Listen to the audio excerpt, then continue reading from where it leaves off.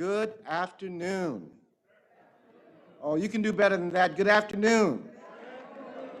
This is the first meeting of what? Of our multiracial community of anti-racist activists. Let's say that, yes. A multiracial community of anti-racist activists, otherwise known as, and when I call the name of the church, would you please stand, otherwise known as St. John Baptist Church. Wonderful, wonderful. Also known as Walker Chapel AME Church.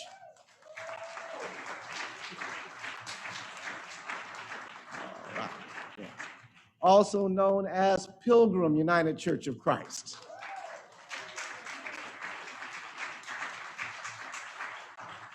Also known as friends and neighbors of all these churches. If you don't belong to any of them, you stand up. Let's see you. All right. All right. Wonderful. Wonderful. Wonderful. We have, as some of you know, been engaged in a very intense book club where we have read this fantastic new book, White Too Long, The Legacy of White Supremacy and American Christianity. And we are so excited to have with us the author of that book, the Reverend Dr. Robert P. Jones.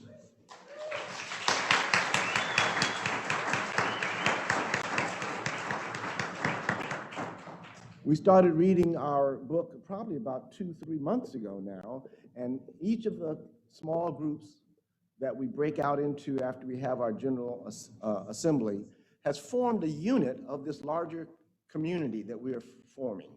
And we talked about the book club not as an end in itself, but as a vehicle to create our multiracial community of anti-racist activists. And that's what this is, the first general meeting of our 3 congregations, and we're very excited. And so we're going to have Robert Jones to speak to us. Now, Robert Jones is not just an author, but he is I have one technical issue. Brian, are you also hearing the echo from the device? I need you to disconnect your audio. On the Zoom meeting. Let's take this audio down. Let's see if you disconnect. No, I'm muted. No, but you have disconnect. Oh, I see what you're saying. Okay. But you don't need the audio anyway, so that's so. So let's see if that does it. Okay, that's better. Yes, we're getting a little echo up here. He's not just an author, but he is a researcher, and he is the CEO and founder of the Public Religion Research Institute, which is a nonprofit, nonpartisan organization dedicated to conducting independent research at the intersection of religion, culture, and public policy. PRRI.org is their website. They research and explore and illuminate America's changing cultural, religious, and political landscape.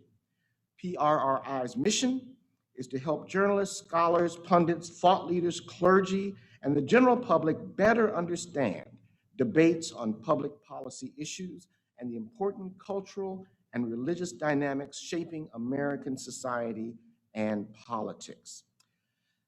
His biography is printed in the program, and I don't want to belabor that. I know you all can read, but we are so thrilled to have him here with us today. He'll make a presentation, and then our panel will respond to his presentation, and then you will be invited to ask questions, and then our Zoom audience as well will be invited to ask questions.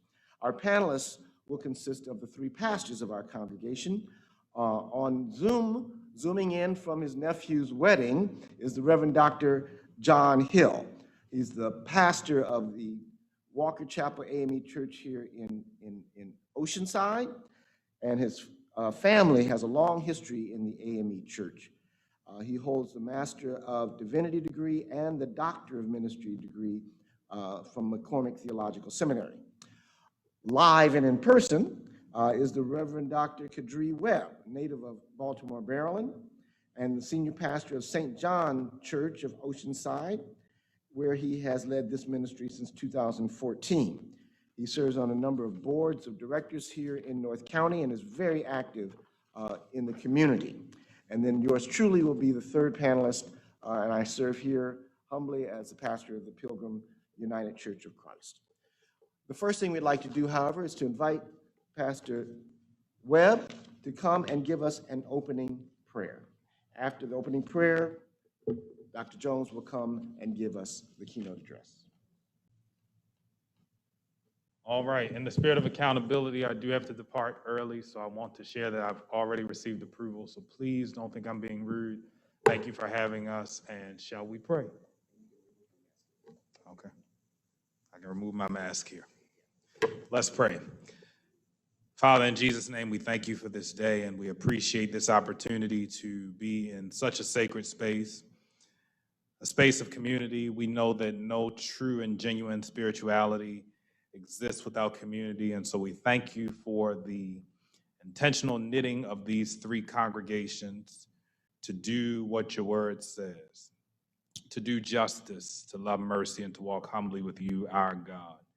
As we embark upon a conversation today, we pray that your power will be made manifest among us, that the mind of Christ will be present in us, and that most of all our hearts be receptive, that we all might leave this place having grown all the more. We pray for our moderator or our presenter today. We ask that you would endow him with every good and perfect gift from above as he seeks to, as an expert, as one who's researched, guide a people toward a more perfect union. God, we thank you and we give you praise. In Jesus' name, amen.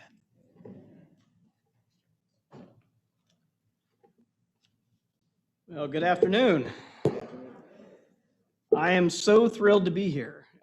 This is the first in-person talk I have given about the book, even though it came out a year ago. So I'm very happy to be here, yes, in person. I am also thrilled to be here because of three congregations coming together. As those of you who read the book know, I feature two such congregations in Macon, Georgia. One predominantly African-American, one predominantly white, that came together trying to think about how they might form community around this common commitment to racial justice. So I'm thrilled to see that happening here and the beginnings of that happening. I'm convinced, that what Dr. Martin Luther King said, so many years ago, decades ago, that Sunday morning at 11 a.m. is the most segregated hour in American society, is still largely true today. So bringing congregations together across lines of race and class and even geography is vitally important, and I'm thoroughly convinced that the only way we make headway is through this kind of combined effort and a rebuilding of community that's been torn to shreds by white supremacy. So with that, I'm very, very happy to be here because of that. Let me tell you a little bit about myself. I'm going to begin just by reading like two sentences from the beginning of the book. And because this will give you a starting place. I start the book with these two sentences. The Christian denomination in which I grew up was founded on the proposition that chattel slavery could flourish alongside the gospel of Jesus Christ. Its founders believed this arrangement was not just possible, but also divinely mandated. Now, that's not the sentence I could have written when I was baptized at age 6 in my Southern Baptist church. It's not a sentence I could have written when I was in the youth group, as I was very active in my teens. It's not a sentence I could have written when I was in my Southern Baptist college, Mississippi College, that I went to right after my upbringing in Jackson, Mississippi. It's not a sentence that I could have written when I graduated from a Southern Baptist seminary, but only in very little. It was like my third year of seminary that I finally got the hint that this was the history of my own denomination. So let me kind of back up and tell you a little bit about kind of where I'm coming from, because I think locating myself is really important for understanding the book. So in my day job, as Pastor Shockley said, I am the CEO at this thing called the Public Religion Research Institute. We do public opinion surveys and demographic studies of the American religious landscape in the country today. So I have a kind of sociology background, PhD in religious studies with a kind of sociological emphasis. So I'm kind of bringing that lens to the problem. And in the past, really, other books I've written, other talks I've given, I have typically stayed at the kind of 30,000-foot flyover level, using statistics and numbers to kind of describe, what I see out in front of me. But I knew that if I was going to write about this topic of white supremacy and American Christianity, that I couldn't just stay up here, right? Because this was profoundly personal to me. So this is the first book I've actually written with the word, I begin the book with a sentence with the word I in it, and I end the book with a sentence with the word us in it. I've tried to make this very, very personal. In fact, this is really the book I wrote trying to get clarity for myself and trying to untangle the web of lies and half-truths that I was taught as a growing up Southern Baptist in the church. And I was that kid, by the way, who was literally at church 5 days a week growing up, right? So Southern Baptist churches, you can do that. You can go to church 5 times a week. So we had Sunday morning, Sunday night, we had Monday night Bible study, Tuesday night visitation, Wednesday night prayer service, and often something else on Thursday. Fridays and Saturdays were Sabbaths from church. Right? That's the way it was set up. And I was that kid was there all the time, and I am just continually struck that through all of that, I got not one whiff. And I grew up in Jackson, Mississippi, right, in the 70s and 80s. So it's not like everything's all solved, right, on the issue of race. And in fact, when I think back about this, I remember my 3rd grade year was the year the first African-American kid showed up at my all-white public elementary school. Now that's 21 years, in fact, past Brown v. Board of Education, right? That's how long the Jackson Public School District in Mississippi drug its feet through the courts and it finally got around to integrating our public school. What did our church have to say about this transformative experience in our social lives? Absolutely nothing, right? Not one syllable was spoken about this fundamental change, right, in our social lives as 3rd graders. Going on through when Ronald Reagan showed up in 1980 in Philadelphia, Mississippi, and gave a speech in Neshoba County where 3 civil rights workers were killed in Freedom Summer, and gave a states' rights speech. What did anything happen at my local college or my church?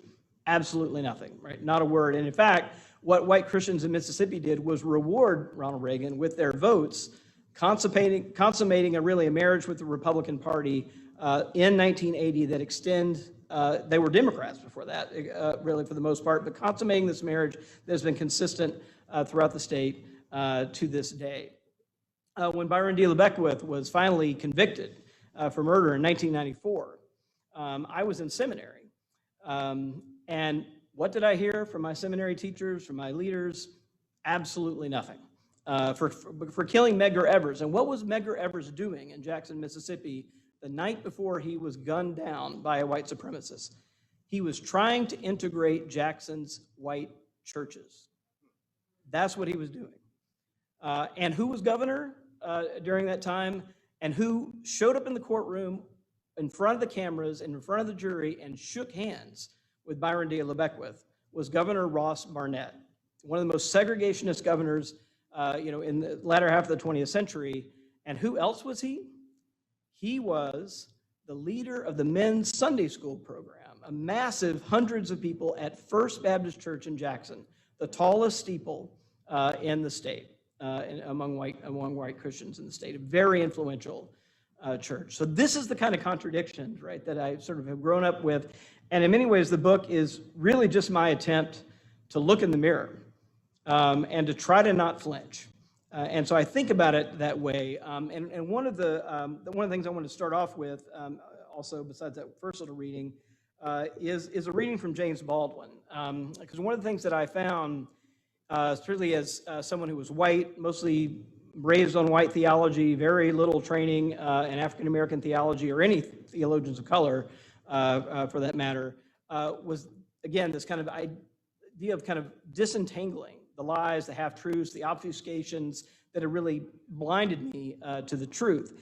And I try to hold up this, this quote from Baldwin as every time I was tempted to flinch, every time I was tempted to look away, right, which were many times, actually reading this history again with new eyes, I would try to come back to this quote. It's kind of the epigraph of the book, the fuller version, though, I'm going to read here. And this is actually from an op-ed that James Baldwin wrote in 1969, just a few months after Kennedy was gunned down, and after King was killed. And he's usually had been someone trying to hold up a kind of optimistic view, certainly an unflinchingly critical view, but one that was also optimistic. But this one he's writing at a time where I wouldn't quite say he's in despair, but he is deeply, deeply disturbed by the events of 1968. And he writes this in the New York Times. I will flatly say that the bulk of this country's white population impresses me, and has so impressed me for a very long time, as being beyond any conceivable hope of moral rehabilitation. As being beyond any conceivable hope of moral rehabilitation. They have been white, if I may so put it, too long. They have been married to the lie of white supremacy too long. The effect on their personalities, their lives, their grasp of reality has been as devastating as the lava which so memorably immobilized the citizens of Pompeii. They are unable to conceive that their version of reality, which they want me to accept, is an insult to my history and a parody of theirs, and an intolerable violation of myself. Now that's a hard words to read if you're white, and to kind of take that in, but it has been profoundly important to me to take that indictment seriously, right? And the more history I've read, the more I've kind of taken it in. It has been just, I've been unable, right, to kind of shake it. And I think thinking about the book really is about kind of, again, holding it up as a mirror, and trying to rethink and re-see really my own faith that I received as a Southern Baptist, and then to expand that lens from my own personal take to white Christianity writ more broadly, right? So beyond even the evangelical world to the white mainline world, which the UCC to which the UCC belongs, and to the white Catholic world, right, which has its own experience of even being discriminated against in this country. So at the end of the day, kind of what I've tried to put together here is a book that is a kind of mix of memoir and social science and history. This really tries to tell this repressed and hidden history of this centuries-long entanglement of white supremacy and American Christianity, and to hopefully illuminate a little bit about how this explains the fault lines that we're witnessing at this current moment of racial reckoning in the country. One of the things that became very clear to me very quickly for my own kind of upbringing and talking to others is that if you say the words civil rights and church to most Americans, they immediately think of the African American church, right? And they think of places of hubs of community organizing, of strengthening of community in the face of massive injustice, right? That's the association. But what very few, particularly white Americans, think about is the massive resistance that white Christian churches play and the role that they played in holding up this massive white resistance to civil rights and equality for Black Americans in the country. So part of what I'm trying to unearth here is the other association we ought to have if we hear church and civil rights, right? That there were two kind of things going on. And it wasn't just that the white churches sat on the sidelines. I think that is, at best, I think when white Christians think about it, they think, oh, it's a sin of omission, right? We didn't do what we should have done. But they very rarely take the next step to say, oh, no, it was a sin of commission, right? It was things that we were actively doing to undo civil rights, to resist civil rights. And I argued in the book that white Christian churches and denominations have not just been complacent or complicit, but as the nation's dominant cultural power, they had that we, and I use the book I use we've constructed and sustained a project of perpetuating white supremacy that has framed the entire American story. Right? That you cannot understand the story of civil rights, you cannot understand the story of discrimination, of slavery, without white Christian power being right at the center of it. So a word about white supremacy. It's in the title of the book, it's in the title of the talk today. It's been a word that white Christians, I think, have been very uncomfortable with. Or when they do take it up, or when we do take it up, we tend to think of it as something long ago and far away, right? And so the image, for example, I think in most white Christians' minds when you hear white supremacy is some grainy black and white still, right? That's maybe folded and creased, and it's blurry, and it's kind of, maybe it's people in sheets, burning a cross or lynching someone, but it's way, way back there and far, far removed from our everyday lives. And in fact, that image of white supremacy, and I argue, is one that actually serves to soothe contemporary white consciousness rather than to challenge them. So one of the things I've tried to do in the book is to try to bring this term closer to home, right? Bring this term to be more familiar. And so, even just flipping the words around is one thing I suggest in the book. Instead of white supremacy, which we immediately had this kind of defensive reaction to, of flipping the words around to just talk about the supremacy of whites. And what does that mean? A commitment to the supremacy of whites. Once we kind of unpack it a little bit that way, and we ask about, well, what does the history in our local communities look like? Who is able to live where? Who is able to go to what school? Who is able to get what job? It becomes very clear, right, that all of these things have been driven by the idea that there was a kind of social hierarchy in the country, with whites at the top and everyone non-white under it. That is literally the definition of the supremacy of whites. Our laws, our zoning codes, it is written in the very architecture of some of our churches, in fact, that are old enough to be 19th century churches. That's the thing that we have to kind of bring close at home, and to really try to think about what this means. And what does it mean, for example, in everything from the way that the COVID-19 hit the African-American community harder than it hit the white community early on. What does it mean in rates of mass incarceration? What does it mean that in every major city in the country today, you can see the results of redlining, this practice of preventing African-Americans from living in all white neighborhoods, like every single one. You can just still see it in the maps today, and that we're still reckoning with this legacy. So really what I'm trying to get at here is this idea that this commitment to white supremacy has really been with us since the founding of the country. In fact, it's the version of Christianity that lands on the shores of this country. We've all heard, we were talking about the 1619 Act, and Pastor, you mentioned it, the 1619 Project this morning. There's another one that I think all of us ought to have, particularly white Christians ought to have, that trips off our tongues. We've all heard, the kind of saying, 1492, Columbus sailed the ocean blue. But I think there's the date right after that, 1493, is one that white Christians really have to have in their historical archive.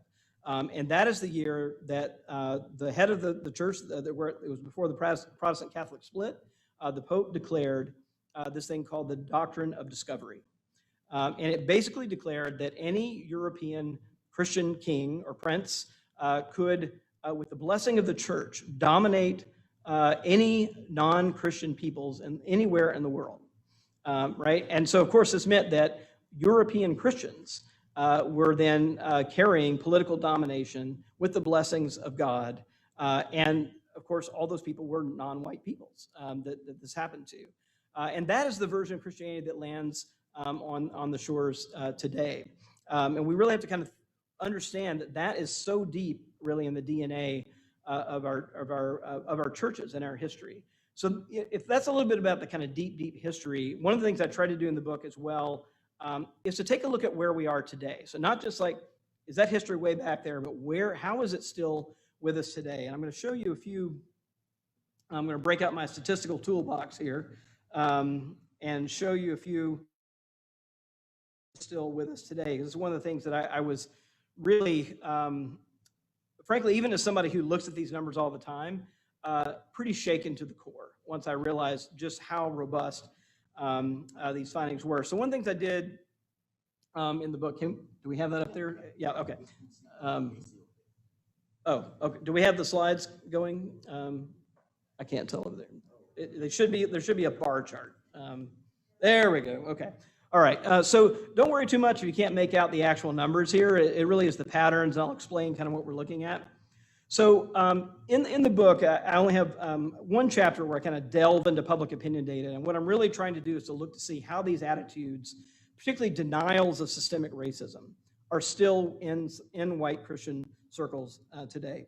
So in order to test that theory, what I did using some very large national public opinion surveys is took a look at the big divisions inside of the white Christian world. So there's basically three denominational subgroups inside of white Christianity. There are white evangelical Protestants. That's the group you hear a lot about, supported Trump overwhelmingly in the last election. They tend to be heavily concentrated in the South.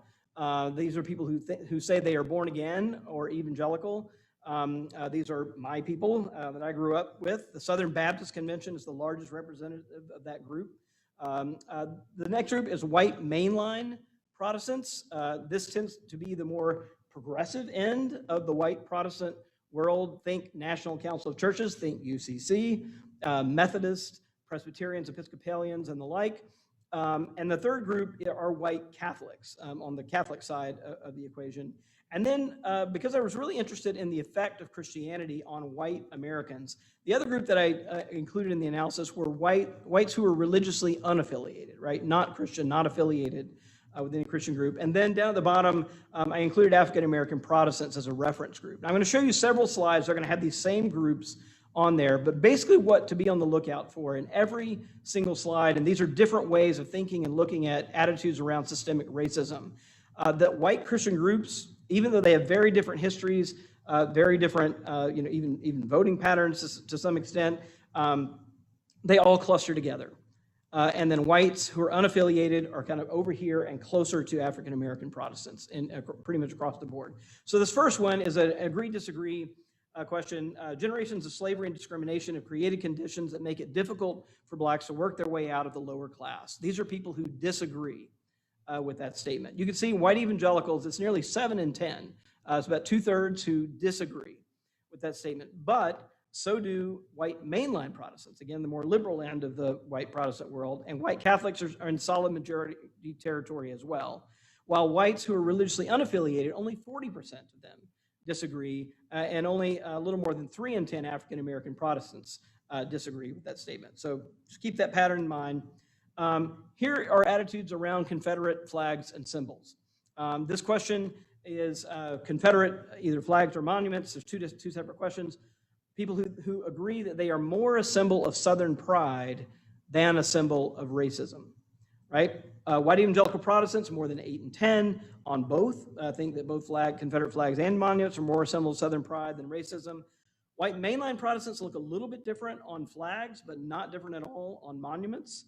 White Catholics, again, right there with white mainline Protestants, but in both cases, it's 70% of each of these groups that say that Confederate flags are more a symbol of Southern pride than a symbol of racism. But then look at whites who are unaffiliated. Again, it drops down to about 4 in 10. It's a little bit more than that on monuments, but still significantly different than white Christians up there. And then you can see the lower numbers for African-American Protestants at the bottom.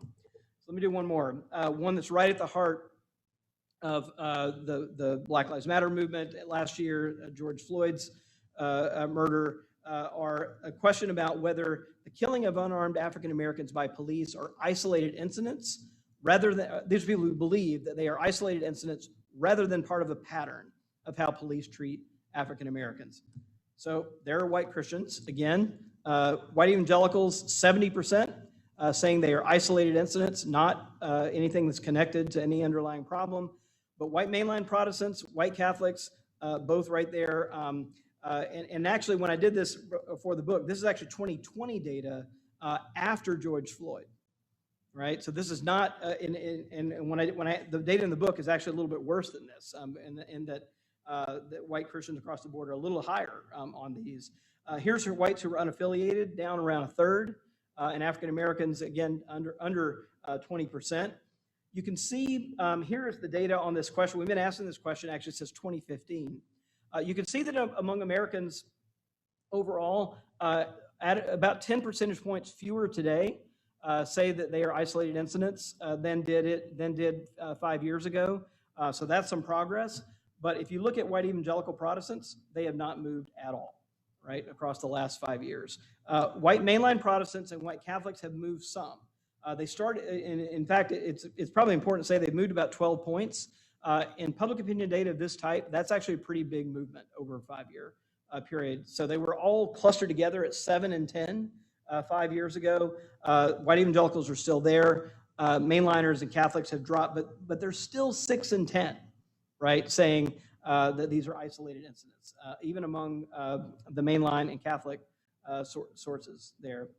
So what I did in the book is I took about 15 questions like this, well, exactly 15 questions like this, and combined them into one composite measure that I call a racism index. And it's really measuring either the acceptance or the denial of systemic racism in the country. And when I put all 15 questions together into one composite measure, these are the distributions, the frequency distributions of each group. So as you can see, and it's not so surprising once you see a few of the individual components, that white evangelical Protestants, white mainline Protestants, and white Catholics are all kind of clustered. The distributions look the same. They're all clustered toward the right-hand side. So if you think about this as a scale from 0 to 10, where 10 is holding the most racist attitudes, in other words, being the most likely to deny systemic racism in the country, white evangelicals score 8 out of 10 on that scale. White mainline Protestants and white Catholics score 7 out of 10 on that scale. Whites who are not Christian, who are religiously unaffiliated, score 4 out of 10 on this scale.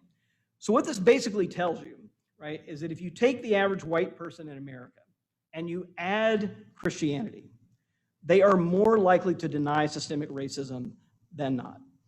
They are more likely to hold racist attitudes than not, right? That's the kind of what the data tell us about what the effect of white Christianity is on white Americans today. And, as a result of this history, I took it a step further. That's just kind of a correlational analysis for those statistical geeks out there like me. You'll be happy to know that I did put this through like a big regression model with a bunch of controls in place to make sure these connections weren't spurious, that they were actually, so I controlled for race, I controlled for party, ideology, region of the country, gender, urban versus rural, all the kinds of things I could think of, education level, that would possibly be covariates to this analysis. Even with doing that, there is a independent and strong effect between the relationship of identifying as a white Christian and holding more racist attitudes in the country. This chart right here, you don't really need to read it too much, but basically what it says is that even with all of those controls in place, the change in predicted probability of this kind of going up between this relationship between identifying as a white Christian and holding more racist attitudes is about 20 points, even with all of those controls in place. So if you're a white mainline Protestant here and you're looking at the kind of probability of scoring higher on the racism index, it goes up about 20 points really across the board. And what's notable about this is that even though the relationship was stronger among white evangelical Protestants, when you look at the correlations, once you control for partisanship, they actually look pretty close to the same, right? Which is pretty interesting and notable. And then the other thing to note on here is that the relationship between white being religiously unaffiliated and holding more racist attitudes is actually negative with these controls in place, right? So Christians are positive, those who are not Christian are negative. One of the other really shocking and troubling things for me that I found is that the other question that came up was like, well, okay, maybe those are people who just claim to be Christians, right? Maybe they've never darkened a church in their lives, they just kind of claim Christianity. So I decided to look at actually church attendance and what difference church attendance made here, again, with all these controls in place. And what I found is that among white Catholics and white mainline Protestants, church attendance made basically no difference, right? So that is, people who went to church, the relationship between their Christian identity and holding racist attitudes was about the same as people who went to church less. Among white evangelicals, and what this chart shows here is actually something pretty troubling. And that is that the relationship between holding racist attitudes and identifying as a white evangelical Protestant is actually stronger among those who attend church more, right? And so that's what this kind of line up here is. And so the more you attend church as a white evangelical, the more likely you are to score higher on this racism index. So in other words, it is providing a place where these attitudes are actually passed down and passed on, right, and held up in those contexts. So that's really where we are with the data. I'm going to show you a couple more, and then I'll wrap up here. But I did want to show you some things about 2020. Again, this other data is from 2018. So here is the vote by religious affiliation in 2020. And the main thing you'll notice here, the ones I have highlighted here, with one exception, are essentially white Christian voters.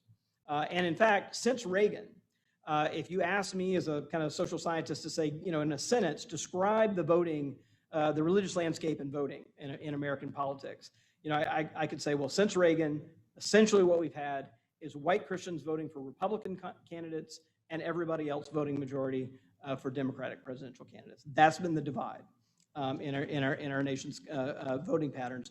So this is 2020. So we've got white evangelicals right up top. 81%. And in fact, Pew's validated voter study just came out a couple of weeks ago, has it slightly higher at 84%, which means they actually went up in their support for Trump between 2016 and 2020.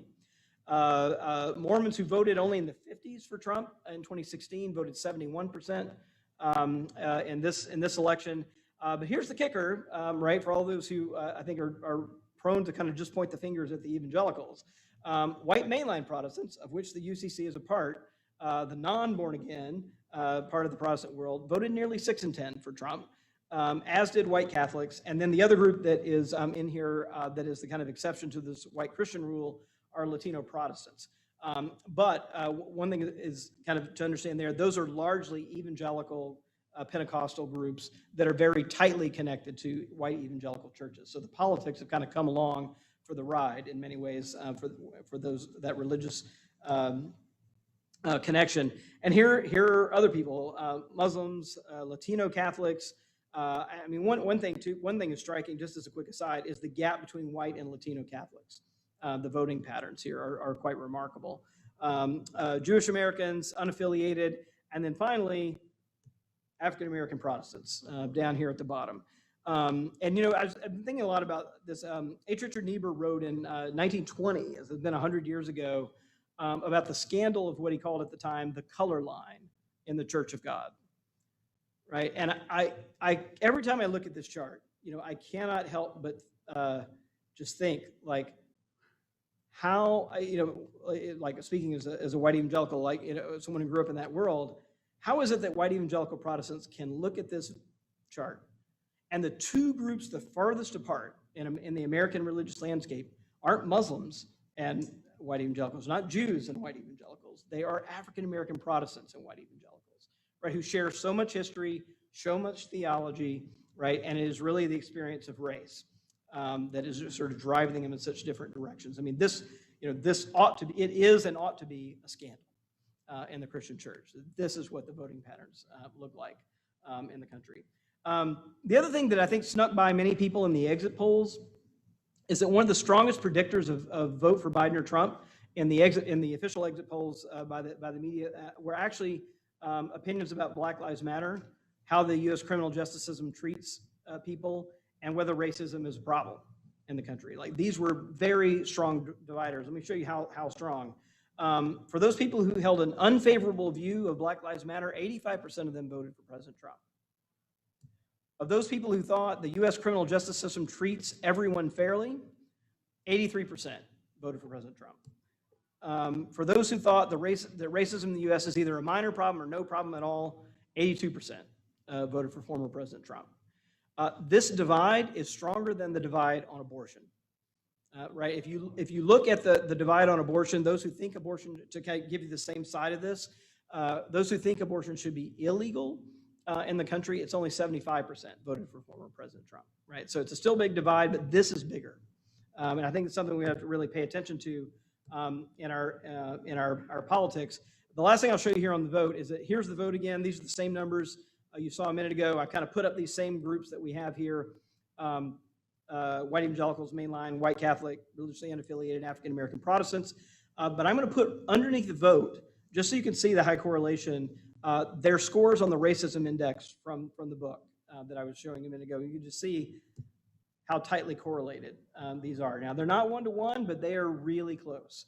Very, very powerfully correlated. So the higher your score on the racism index and among white Christian groups, it maps pretty tightly to vote for former President Trump in the 2020 election.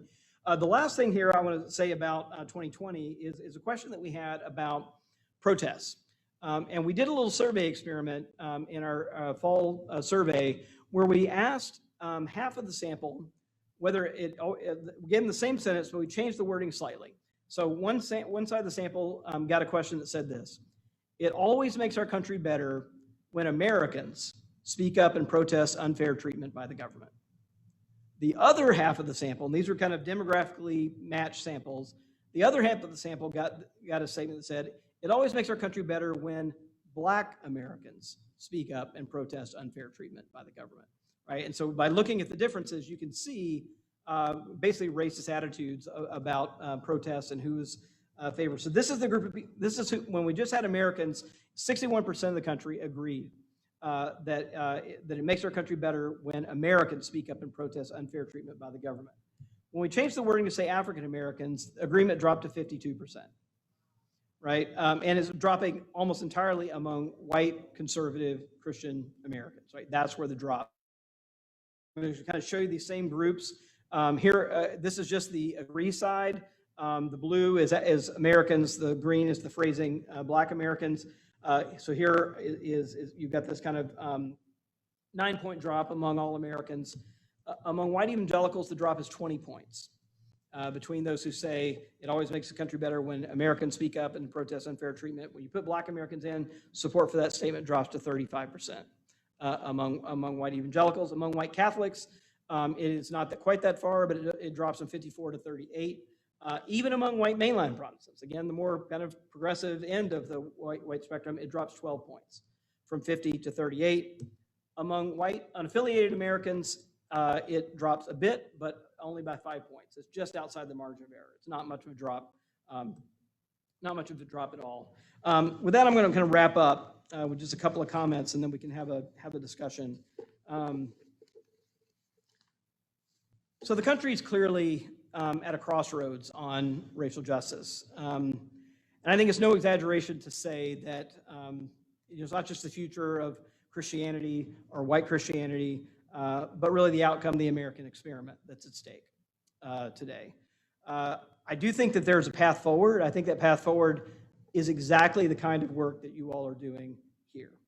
It is the work I held up in the book as, we certainly don't need more denominational statements about racial justice or things from on high. What we need is people working together in community on the ground, right? That's where change is coming from. I am a little more hopeful than I was actually when I turned the manuscript in for the book. I turned it in at the end of 2019, so we didn't have any of 2020, the Black Lives Matter movement resurgence and in the wake of George Floyd's killing. None of that had happened.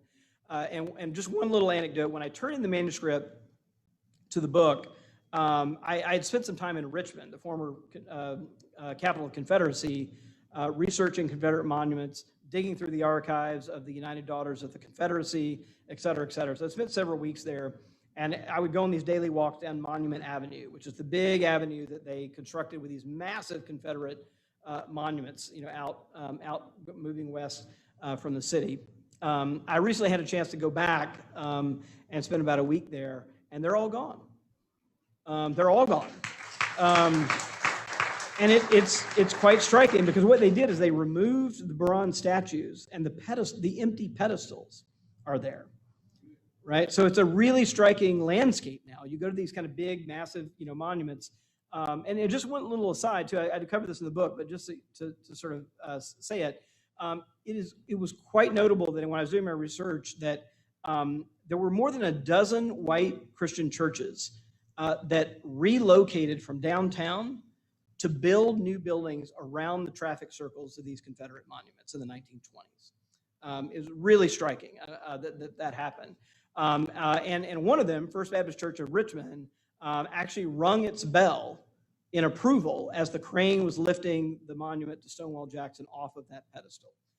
So I take some of these, things as symbolic things. The one that's still there, before I say that, is the one that's still there is the one to Robert E. Lee, because it's been tied up in some weird court wranglings, because that one little traffic circle, it turns out, is owned by the state and not by the city. So there's been some weird kind of legal things. But in the meantime, the artists took over.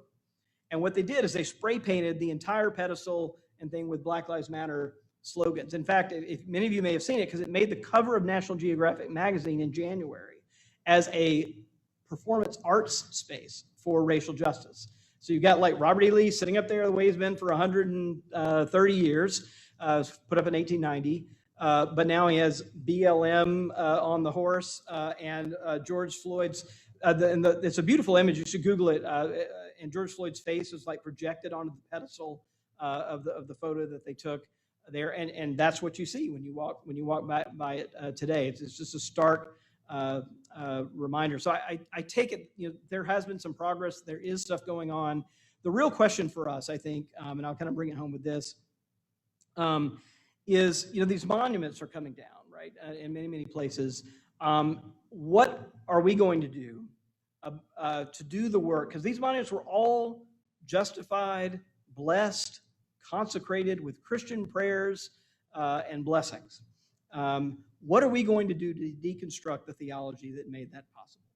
Right? That's a real project going forward. It's probably a multi-generational project to fully do that work. It was a multi-generational project to build it, and it's probably going to be a multi-generational project to take it away. And then finally, I'm going to say this, and one thing that I think Baldwin was really helpful in getting me clear about is that I think many white Christians in particular, think of this work as some kind of work of altruism, right? That it's we did wrong in the past, and now we're going to try to do something to fix the things that we did wrong, and it really is something we're doing for others. And I think that's laudable and right.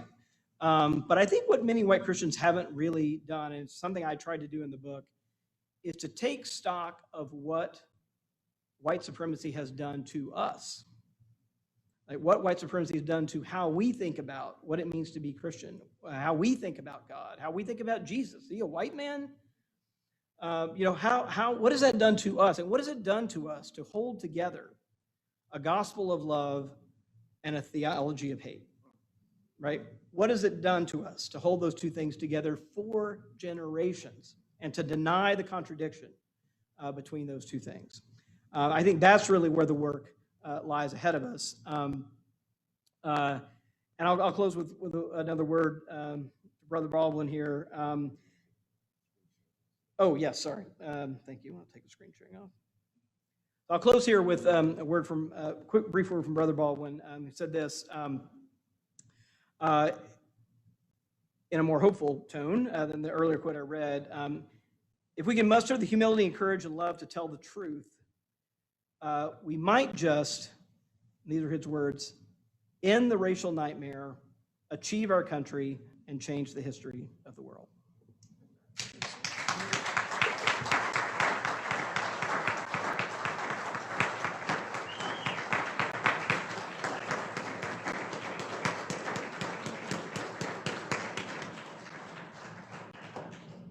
Wow. Thank you. Thank you for that fascinating and fact-filled presentation. It's quite refreshing to have you be here in person and make this presentation. We've read the book and gotten that information, but now we're going to engage you. The first panelist is the Reverend Dr. John Hill, who is Zooming in from his nephew's wedding back east or down south or somewhere. Can we get Dr. Hill on the screen? Let me get Dr. Hill on the screen, and he is a panelist.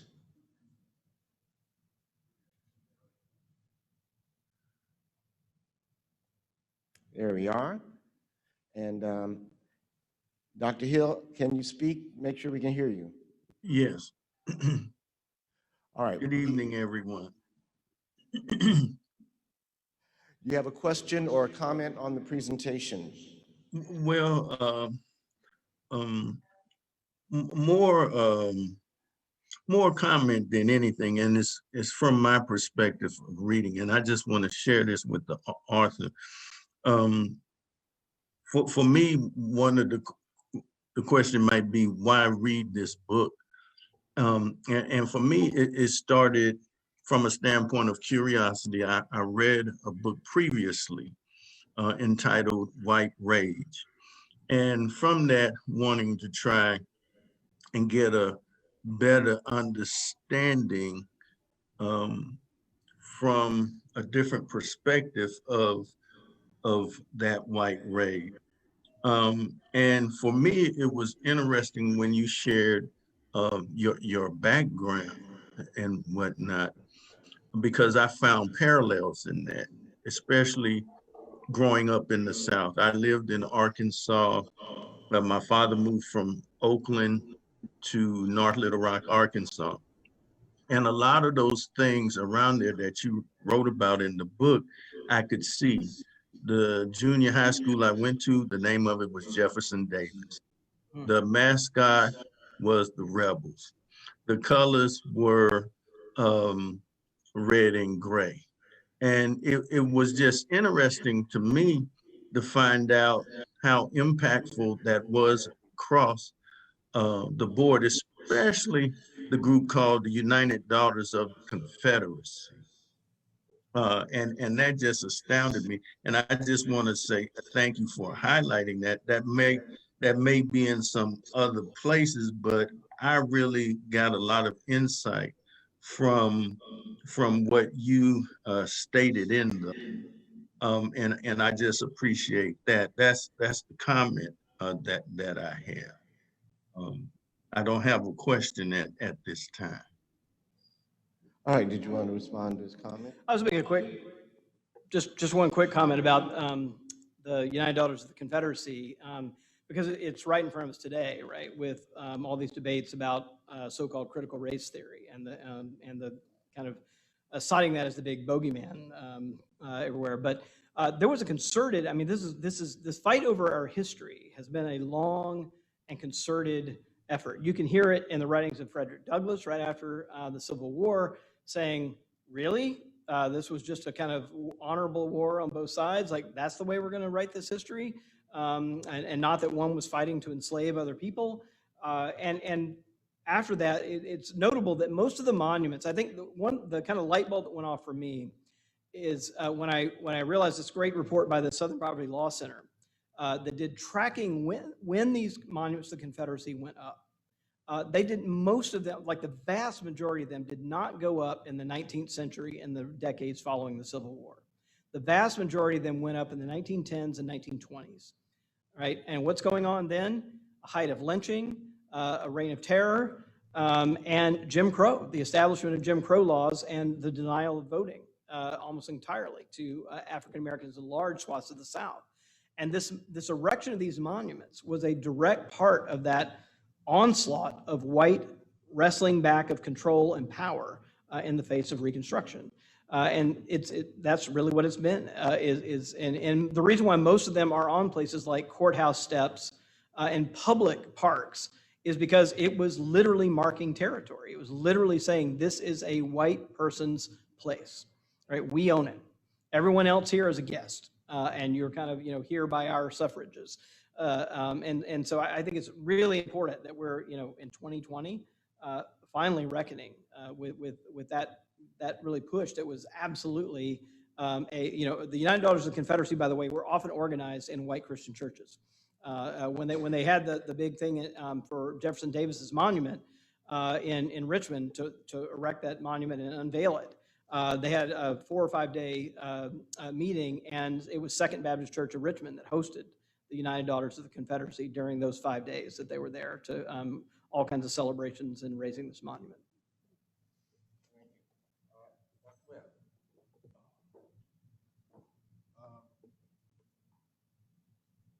So I wrote down a couple of comments, or just some things that I'm, right? it's on. I'm just waiting for somebody to turn it on. A little louder now. We can. All right. Okay. Okay. This ain't a black mic. Okay. St. John knows what I'm talking about.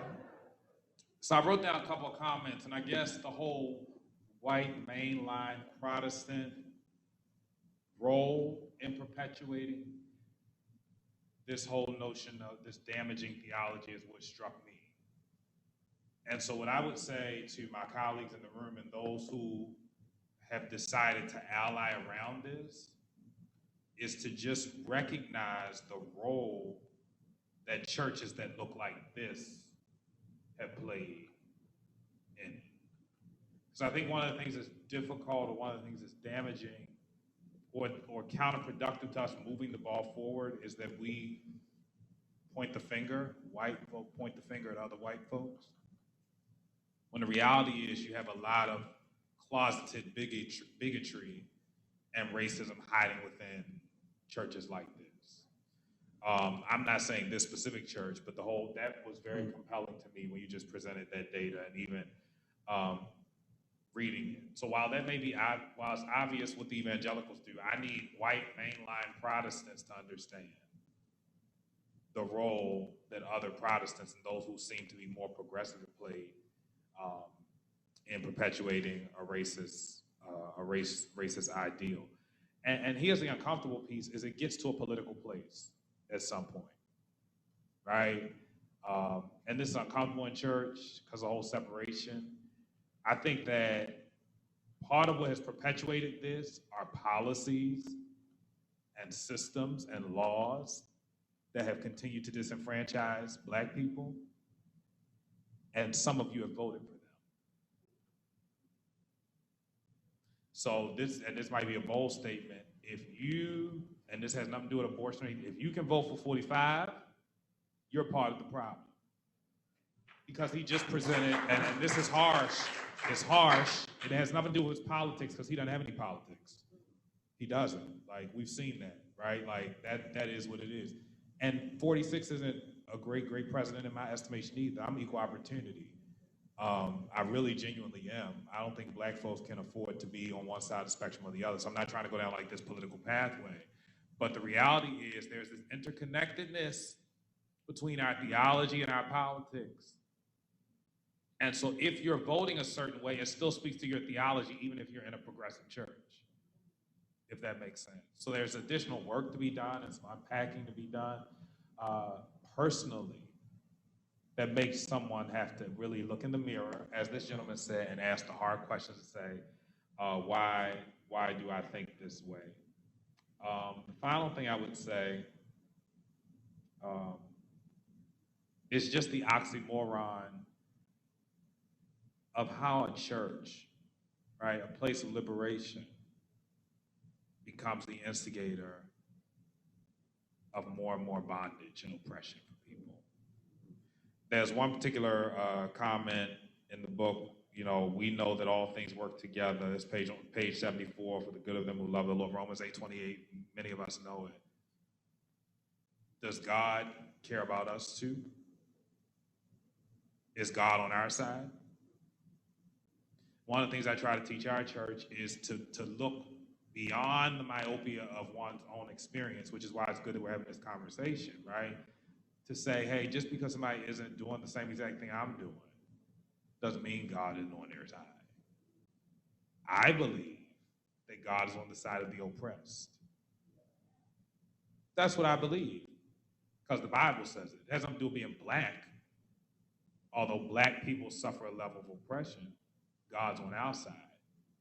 Here's where this makes white people uncomfortable. He ain't on yours if you're the oppressor. And I don't care how tall your steeple is, how much money you got. At the end of the day, and this is me appealing to your spirituality, we're living for a different land, a different day. And so those are just some of the thoughts that are ruminating in my mind and through my head. And of course, thankful to this gentleman for presenting fact-based research and being honest with himself. So none of that was obviously directed at him in any way, shape, or form. But just these are things that these are the hard conversations that work like this cause us to have to do.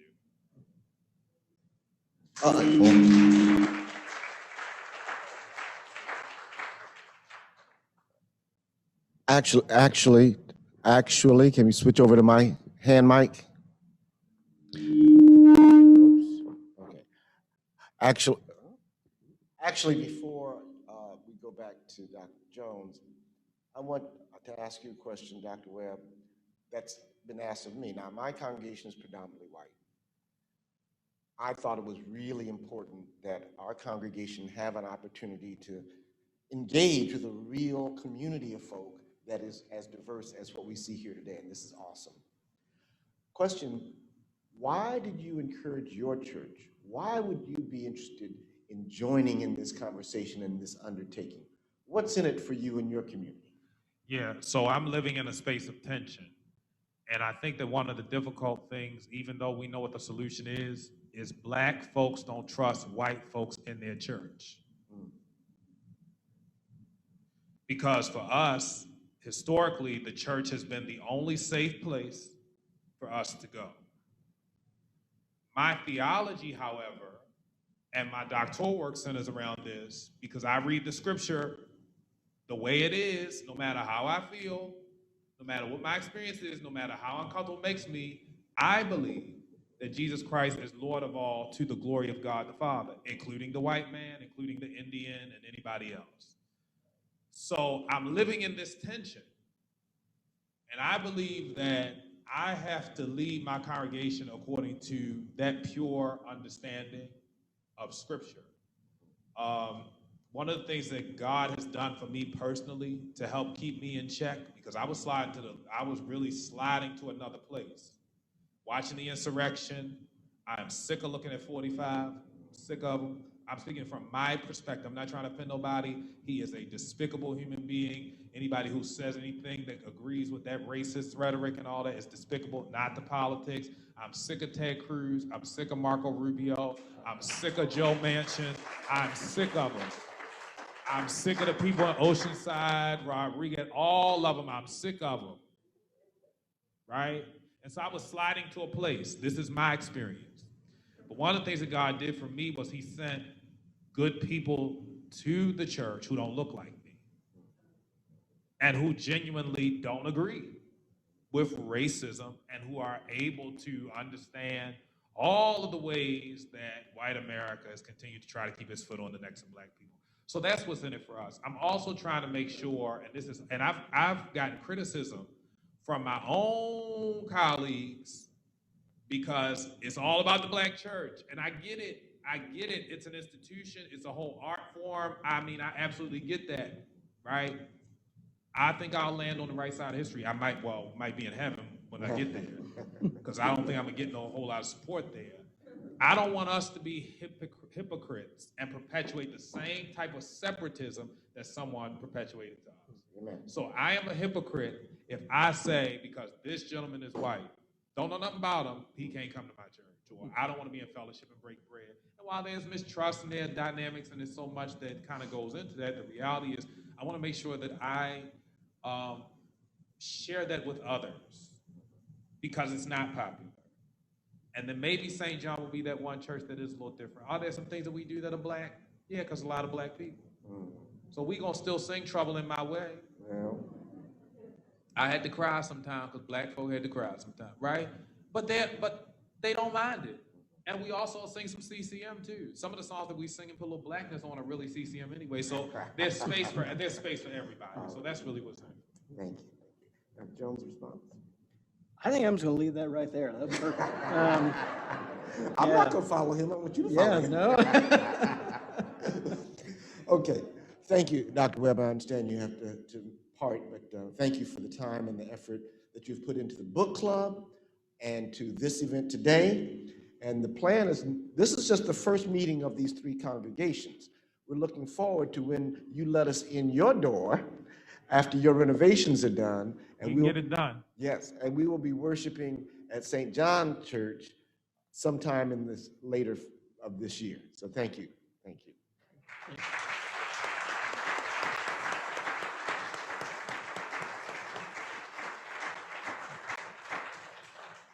So I have a few questions. All right. And I'm just going to start, and I may have missed it in the book, but I think it's worth rehashing. You talk about how you grew up. What was the aha moment? What was your conversion experience to this new way of understanding your Christian faith?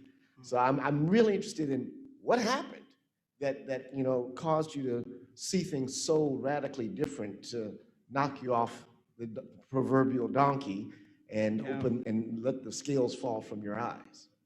Yeah, I don't have a Paul conversion experience to tell you where a light suddenly, kind of came down and changed me. It's painful. So I'm 53. I was born in 1968. My parents are both from Macon, Georgia. 6 generations of my family are from Macon, Georgia, and the 7th from Virginia. So, this stuff is deep, deep, deep in my family history. I have to say that it was little things here and there, and a painfully slow, and looking back on it, like, frankly, embarrassingly slow process. So, I mentioned that, so like little, like I actually did I'll recommend this to all of you in here who think of yourselves as white. One of the things I did before I wrote the book, and when I realized I needed to write it as a memoir, at least part of it, was that I needed to surface for myself my own experiences of race. Now, that's a kind of nonsensical if you're not white, like that's something front and center every day, right? But if you're white, you've got the luxury of just not thinking about that stuff, right? And that was really my experience growing up. I had very little, thought about it. And I just spent a few weeks, and really all I did is I just journaled. And I tried to go chronologically. I said, like, what is my earliest memory of race, like creeping into my consciousness? How do I understand it? How did that look in elementary school? How did it look in middle school? How did it look in high school, college, seminary, in my early 20s, and just kind of took it forward. And, honestly, when I first looked at the page, I just sat there for a while because it didn't come. Like, it was kind of blank. And I think that's telling too, right? It took me a while to even kind of get going. But a few things I can say along the way, because both of my parents, were certainly not political, but they gave me the gift of putting a curb on racist language that happened around me and my extended family. In fact, my parents threatened my grandparents that if they heard the N-word around me and my brother and my sister, that we might not be coming back for a while. So there was that little thing, and I knew that, right, growing up. I knew that that was happening. And that was a thing. I mean, it caused some tension. I think the other things happening, I do think having African-American classmates, finally, when I got to be 3rd grade, made a difference, right? There were people I played sports with and hung out with and had connections with. Now, looking back, did I ever get invited to a birthday party among my African-American classmates? Did I ever invite one of them to my birthday party? Like, no, right? So it was still that kind of separation, but nonetheless, there was kind of this connection. I write in the book about seminary. I finally had a Baptist history professor who told me the straight story of the beginning of the Southern Baptist Convention, and it was around slavery. It was about, that was the split between the Northern and Southern Baptists, and that's what the word Southern today still means, right? Is that was the split, and they were adamant that a missionary who had enslaved other people could still be appointed in good standing. That was the fight. Just I had never heard that in all the Sunday school classes and all the sermons I'd heard. I'd never heard that until I was 20 years old. I had a seminary professor who had me read James Cone at Southwestern Baptist Theology. One professor who had me read James Cone, God is Black, right? It was completely life-changing and eye-opening. And then, but very, very slow, and it really, this last 5 years, I think the things that have shifted me, realizing that Dylan Roof, right, who killed 9 people at Mother Emanuel AME in Charleston, was a confirmed Lutheran Christian, a mainline Protestant, not an evangelical, a mainline Protestant Christian. who knew enough about Christian iconography to draw all kinds of detailed pictures of a white Jesus emerging from the tomb while he was in jail awaiting trial. These kinds of things I think really have stayed with me. And so I think it really has been this very slow, excruciating slow path to awakening. And when I've talked to white Christians in the process of doing the book, it really has been the last 5 years. It's been the Black Lives Matter movement, the murders at Mother Emanuel AME, the 2017 Unite the White Supremacist rally in Charlottesville. It has been these things, and then more recently George Floyd. I mean, these things have made a difference. And so I think it was really the murders at Mother Emanuel AME that was the thing that finally put me to put pen to paper and to know I had to sort this out. Yeah. Thank you, thank you. My last question, and then we'll go to the audience. So based on your presentation today, the statistical analysis that shows the correlation between racist attitudes and church attendance and so forth and so on and blah, blah, blah, should white people go to church? Yeah, it's troubling, right? I mean, it's an uncomfortable laugh, right, that we get going on here because it's a serious question. And I mean, it's not a facetious question, right? In this context, it is deeply troubling. My hope is that there will, and I am seeing this in places, that there will be some places where this gets deconstructed, right? And it's only going to happen, I think, so like if all white people who are Christian, who come to these convictions about racial justice and the complicity of the Christian church walk away, it's just going to continue, right? So my hope is that they will stay and fight, right? That's my hope. And that's what needs to happen today. But we should also remember, right, that like, who is Jesus talking to in the New Testament, right? About who's got the world upside down, right? It's organized religion that's got the world upside down, right? All right, part B of my last question. Yeah. You just said they should stay and fight. So when and why did you decide to leave the Southern Baptist Church? Yeah. So I left because it was toxic. Toxic, yeah. And I couldn't be healthy in that space. And I couldn't like take the journey I needed to take, right? And so it was really, my trying to be faithful. And I had to find a different space in order to kind of make that journey, right? So I hope that I'm still writing to my people here. And one of the things that actually occurred to me is that, after 6 generations of Southern Baptist and having a seminary degree and, starting my path on the path to being a Southern Baptist minister, like that was my path, right? That the reason why I cared enough to write this book is because I still care about that church, right? Thank you. Thank you for your candor and for your honesty, because that is the hardest question. Stay and fight or leave to save one's own soul and sanity. Okay, so I'm going to come out to the congregation here, and you can lower your mask to ask your question. All right, all right. Okay, I'm going to come here and then here. Yes. Nan. Now, questions, not commentaries. I've got to say something.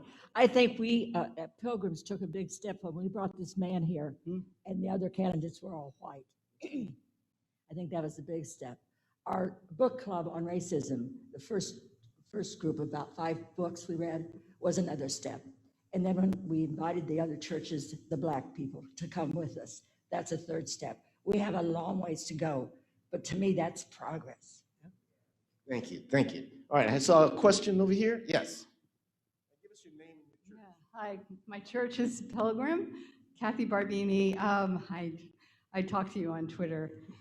I want to know what your critics are saying from the Southern Baptist Convention and what you think of their obsession with critical race theory.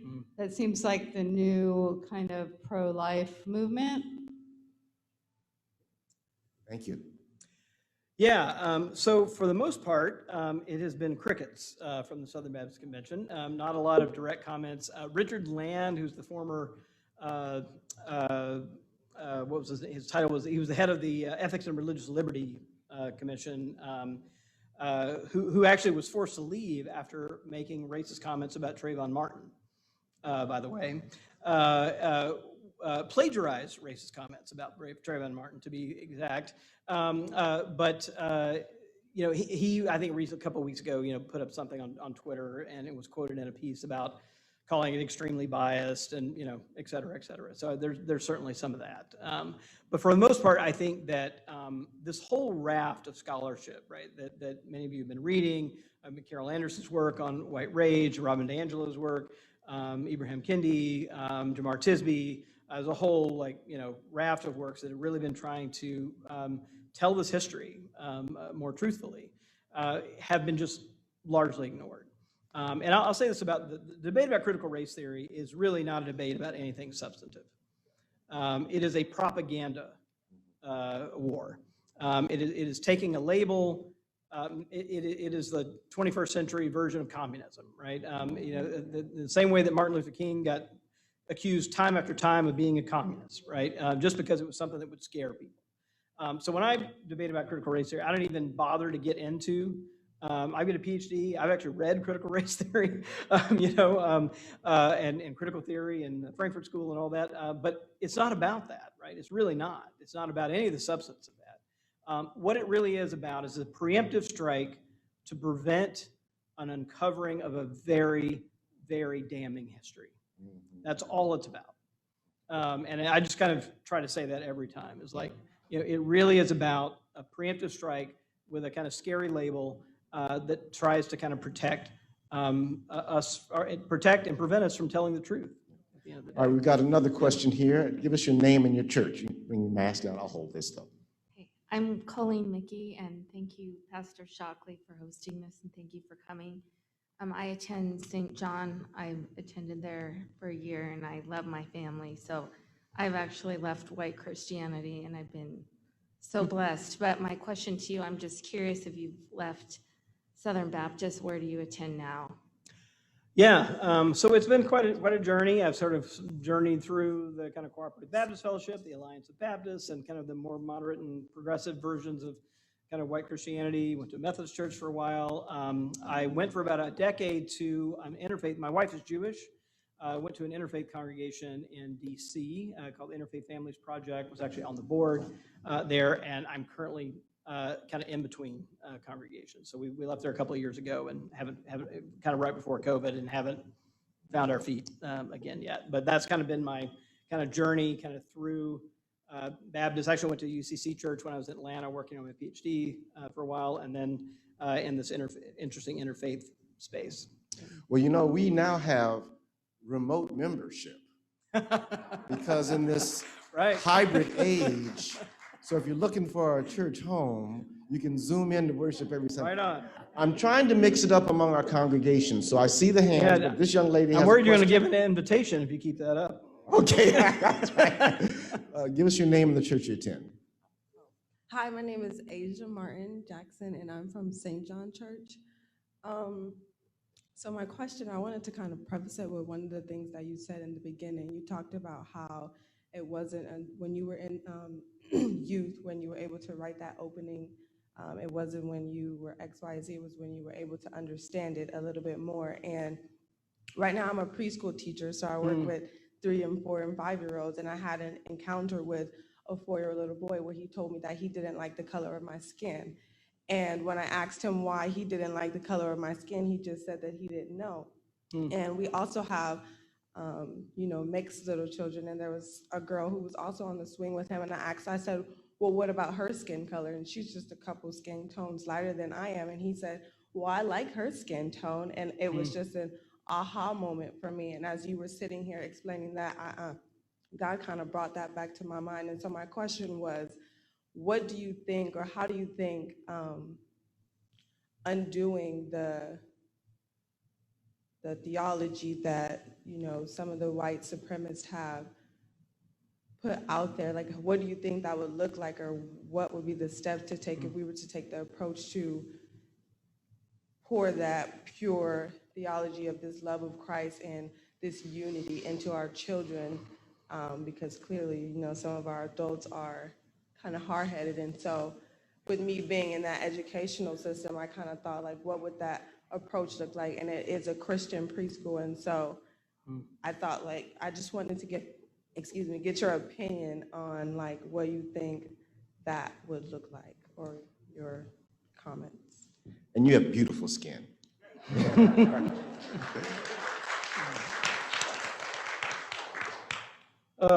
That's so painful to hear. It goes so deep. Yeah. You know, I mentioned Dylan Roof's white Jesus that he drew, right, coming out of the tomb. There are still so many white churches with white Jesuses up on the walls, right? So the first place that I like thinking about practical stuff, what do your stained glass look like? What do the portraits look like? Still one of the most reproduced images of any kind in the world is the artist was named Zalzman. You've probably seen it, is this Aryan Jesus, right? This kind of wistfully looking up, blonde, long, flowing hair.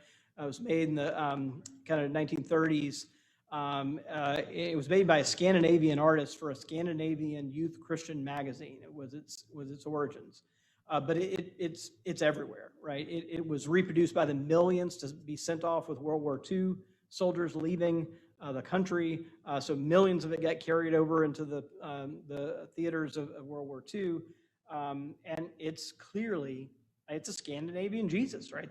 That's what it is, right? But that has become like the image that so many people see. All that stuff matters. Everything from, you know, like I'm thinking of hymns that I sung growing up in my, you know, all-white Southern Baptist church. Wash me and I will be whiter than snow. Whiter than snow, yes, whiter than snow. Wash me and I will be whiter than snow. Right, all these images, right, where white is pure and godly and black is dark and evil. They're very subtle, but they're very deep. And I think we just got a lot of work to do, right, to really think seriously about those things, so that, because kids even pre-verbal will pick that stuff up, right? You know, there's these images on the wall, and they make all the difference. I'm Jaime Romo. I'm a member here at Pilgrim. So again, just certainly it resonates the idea of how we've used the white imagery to colonize, and certainly throughout Mexico and you know, through Catholicism, that's deeply internalized as well. So with the statistics, I was wondering about with Ibram Kendi's kind of division between segregationists, assimilationists, and then anti-racist. I would imagine that most would be in that assimilationist category and less in this pure segregationist today. But I'm wondering about the reverse, if you see a correlation either with those who are in the increasingly spiritual but not religious category to anti-racism, or do you see a correlation to any particular group in anti-racism?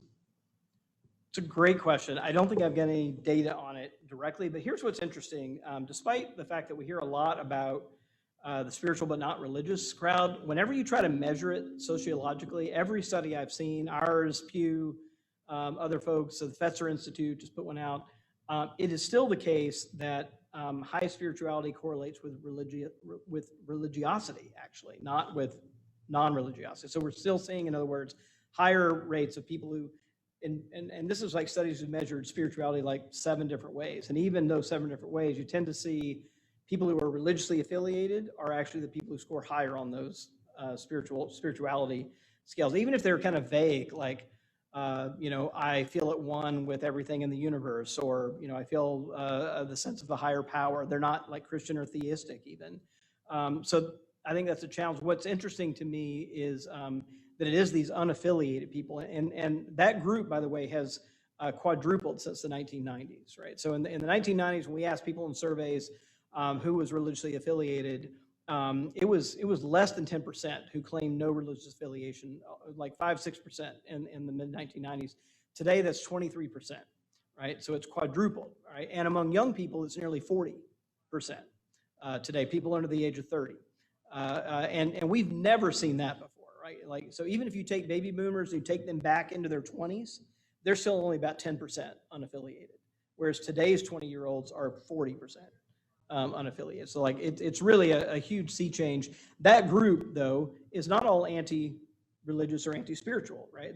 What they do is they say, I don't claim that label Christian. I don't claim that label Jewish. I don't claim that label. What they tell us on service is literally they say, I am nothing in particular, is what they tell us, right? I'm not Christian. I'm not Jewish. I'm not Buddhist. I am just nothing in particular. Or a fraction of them say they're atheists, but that's not where the growth has come. The growth is the people just saying, I'm nothing in particular. So, yeah. Your name and I'll hold it. Oh, yeah. I'm Jack Cumming. I'm one of these unaffiliated. I just don't find Christ in the church. You come to church and look for Christ, and he's just not here. I want to say this young lady back here, I think you're beautiful.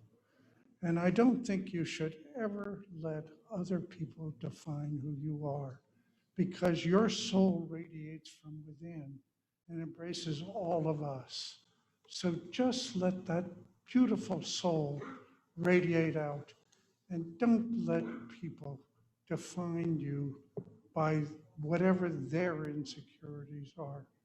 I think that would be beautiful. What saddens me, I was born in 1936, so I've been doing this for a lot of years. I haven't really felt affiliated with the church since I was part of Riverside Church in New York, which I know you would, I figured you would know exactly. I worked there. Yeah, but you know exactly what I mean by that. Yeah, so I just don't think that we've allowed Christ into the church, and you see it in the Eurocentricity of Christianity. You see it in the sin of denominationalism. You see it in the divides. And I understand why there are black churches, why people feel comfortable and all. I had a friend in the Marine Corps. I lived in Morningside Heights. And one of the things I liked about Morningside Heights was that it was unself-consciously integrated, which I realized for the first time, it was probably 1960, when I was waiting in line at a store. I stepped back, I stepped on the guy's toe. He was black. It wasn't a racial issue. I said, I'm sorry. He said, it's okay. That was then. This is still here today. Today, we're acting like Black Lives Matter is new. It's been here all these years. And how long do we endure this? I know you grew up in the South. That's a very different background from the one that I had. It's similar to what I see with Bart Ehrman. Christianity has driven Bart Ehrman out of its ranks. And your question is? How can we make Christianity whole? Does it have to be Christianity, or should we blow up the whole Pauline structure? Oh, now that's a question. Yeah, I started with a statement, that Christianity is constructed and sustained a project perpetuating white supremacy. It's framed the entire American story. Another place I call it the central tent pole, holding up white supremacy. I think the job of, particularly of white Christians, is, just kind of boil it down. This is going to sound simplistic, but if white Christians could just be committed to do two things and let the chips fall where they may, that question will answer itself. That is, if we're committed to tell the truth and love our neighbors, Amen. right? Amen. If we just tell the truth and applaud- love our applaud neighbors, that. we'll know whether the Christian church can stand that or not, right? We'll find out. All right, one more question from the floor, then we're going to go to Zoom. Dave Felton. I'm a United Methodist pastor, father of three, none of whom I think, like many of my colleagues, are going to, with their children, are going to find a place in the church going ahead. So I wanted to follow up on your demographic comment about the rise of the nuns. and also the realization that you know better than I that the church is known among everybody under 40, maybe your age and below, as primarily anti-science, anti-gay, and full of hypocrisy in every way. So when you say it's going to be a multi-generational project to undo the damage that's been done, talk me out of the aha moment that there is no time left, because there is not going to be another generation. So for those of us who are left, in the 10 or 20 years we have of there being an organized Christian presence in this country, what do we do? Yeah. Woo. Well, the New Testament starts with 12, right? And, I don't know, we may be there. Here's what I'll say, here's what the numbers look like. So I've talked about the rise that we just released a report a couple of weeks ago called the 2020 Census of American Religion that kind of looks at these trends. I talked about the unaffiliated trend. The white Christian trends are almost all down. You take white Christians as a whole and you just kind of go back, let's say 2008, the country was 54% white and Christian in 2008. That number today is 44%, right? So that's a little less than a percentage point a year across the last decade. That's a pretty big slide. The mainline Protestant slide really started in the 1970s. It's been going on. The Methodist Church has been going, kind of that drop has been happening pretty steadily since the 70s. The evangelical drop is actually only a little more than a decade old, right? So they were fairly steady. They were 21% as recently, as 2006. Today, they're 14.5% of the country, right? And their median age is going up as they shrink, right? So the median age is 55 today. So all that's there. The one little new blip that's brand new in the last 2 years is that, and I should say the African American churches are mainly actually, in the aggregate, largely stable. Latino Catholics are shrinking, but Latino Protestants are growing. And then the one little caveat, though, is that white mainline or non-evangelical, which the Methodist Church, the UCC Church is a part of, has actually found a bottom and ticked up the last 2 years. That, we haven't seen that in decades. It made headlines 2 weeks ago. And that was our data that generated those headlines a couple of weeks ago.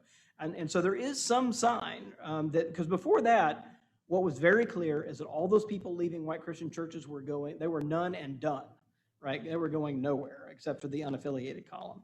But we've actually seen a little bit of a shrinking of the unaffiliated column and a little uptick in that non-evangelical column. There's some indication that something may be happening there. We've got 2 years of data that suggests something is happening. All right, we're going to move to the rapid fire session of this game, Sean. All right.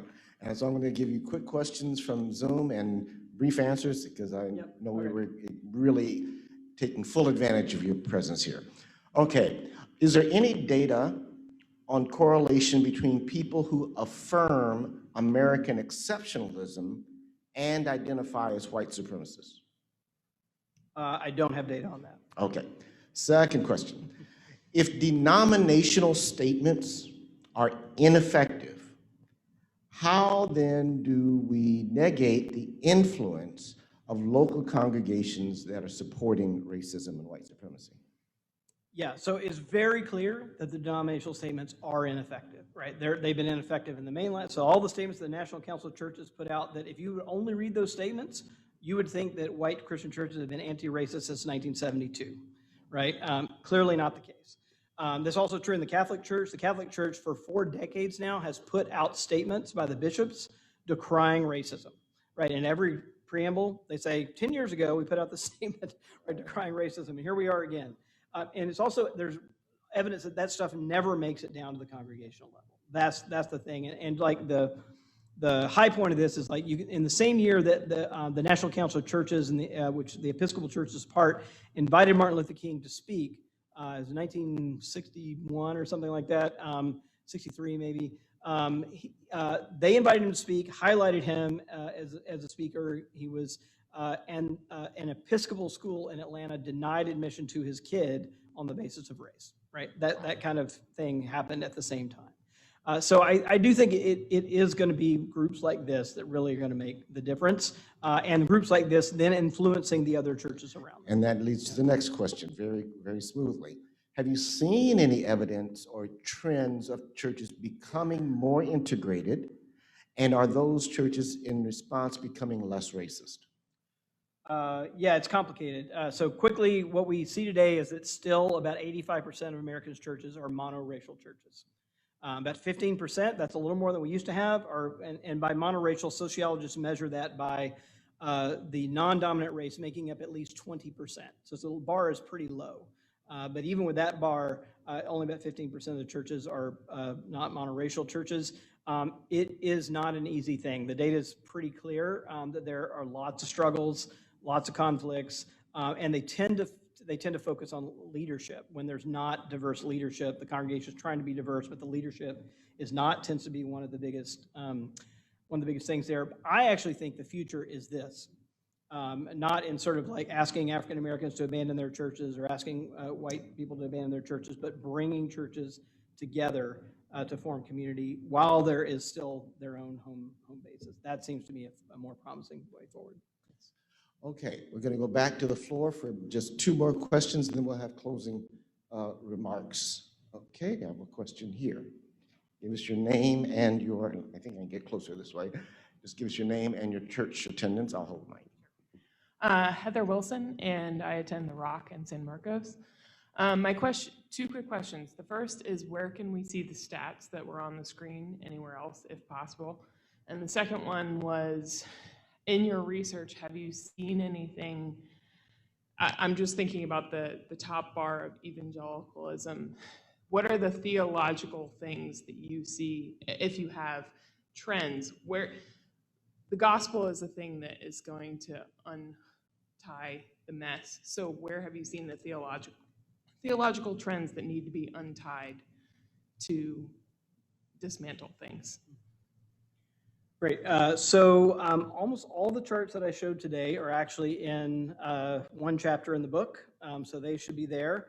There's a couple that have been updated. I'm happy to make those available. If there's a mailing list or whatever, I'm happy to make those available. They are here, but most of them, like 90% of them, are actually in that data chapter in the book. And then I think on the theology question, here's the problem, that I think that white Christian theology has been so constructed in an insular little box that it really takes something coming in from outside of that to kind of open it up. I mean, I think when I mentioned like reading James Cone, right, was something that opened that box up for me. So I think white Christian groups reading black theologians is like a huge, huge thing that white people can do on their own, and a way to challenge themselves and kind of open themselves up to something different.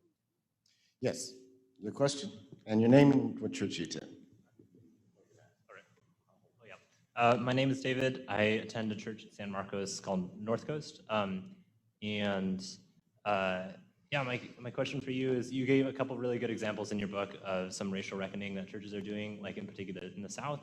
I'm wondering if you have, like in at least my church growing up was sort of non-denominational, I think kind of has distanced itself from some of the history of its denominations, and which doesn't mean that racial attitudes are not present. It's just not as obvious, it's not in the stained glass windows. So have you seen positive examples of maybe that kind of non-denominational church doing successful racial reckoning? Yeah, it's a good question. I mean, honestly, the first thing that comes to my mind with non-denominational churches is they were often part of church growth strategies that followed white flight to the suburbs. Like that, I don't know if that's your church's story, but I think that is kind of a common story. I think it becomes a little bit harder, but one thing because there's that denominational history can't be traced all the way back to the 1960s or the 1830s, the way that you can if there's a denominational thread running through. But I have asked, white churches to say, like, look, ask yourself, like, why is your church where it is? Right? Just like, why is it on this block and not that block? And how did it get there? What was the decision that was made? And most of the time, even if it's not that old, it's about zoning, it's about white flight, it's about all kinds of other things that actually have to do with race. It's a way to kind of unpack, I think, the story of doing it, and look at the composition of the congregation as well. I'm not thinking right off the top of my head about, well, Northland Church in outside of Orlando is one I can think of, that Pastor Joel Hunter is a guy who's really done some work, and he's actually been partnering with some AME churches in his area. I was actually on a Zoom with him and probably a couple hundred people, and it was a kind of integrated group having this discussion. So it's Northland Church right outside of, so like big mega church, multi-campus, non-denominational church. Yeah. Wow. Well, I want to thank our speaker, and let's give him a big hand.